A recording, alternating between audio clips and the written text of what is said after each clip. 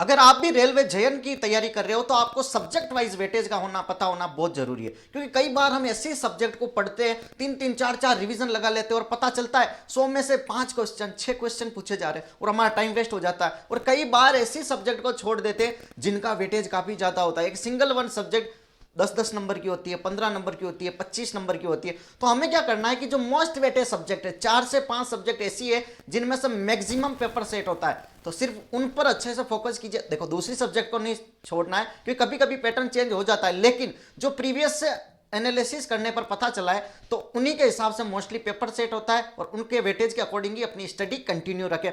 तो सबसे पहले मैकेनिकल में आती है वो सब्जेक्ट है दैट इज प्रोडक्शन इंजीनियरिंग, जिसके 35 से 40 क्वेश्चन आते हो, समझ रहे हो। 100 में से 40 क्वेश्चन, 38 से 40 क्वेश्चन का जो रेशो चलता है तो कितना ज्यादा 40% तो आपके यहीं पर क्लियर हो रहे हैं। तो आप प्रोडक्शन को नहीं छोड़ सकते और प्रोडक्शन का वेटेज सबसे ज्यादा होगा क्योंकि मेन रोल रेलवे में यही तो है, वर्कशॉप वगैरह में।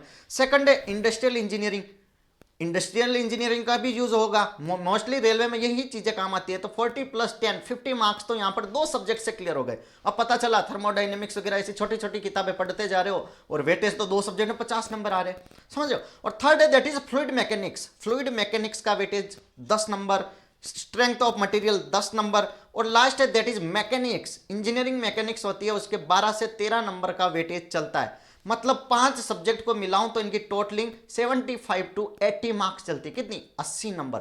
100 में से 80 क्वेश्चन 80 नंबर तो आपके सिर्फ 5 सब्जेक्ट में क्लियर हो गए। तो आप दूसरी सब्जेक्ट में फालतू का टाइम वेस्ट क्यों करना, मतलब इन 5 को 3 से 4 बार रिवाइज कर दीजिए।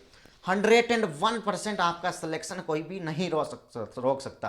तो देखो किसी भी एग्जाम की आप तैयारी करते हो ना, तो सबसे पहले हमारा एक जो टारगेट होना चाहिए कि इनका वेटेज देख लो कि कौन कौन सी सब्जेक्ट ज्यादा मार्क्स की है, तो उसी पर ज्यादा फोकस कीजिए। और अब तैयारी कैसे करनी है, तो आपको प्रीवियस ईयर लगाने, प्रीवियस ईयर के क्वेश्चन देखने किस तरीके से पूछे जाते हैं। और देखो इनका कोई सिलेबस तो चेंज होता नहीं है, टेक्निकल तो सेम रहता है, कुछ वैल्यू ऊपर नीचे हो जाती है, तो बस उसको आपको प्रैक्टिस करना है, क्लियर है।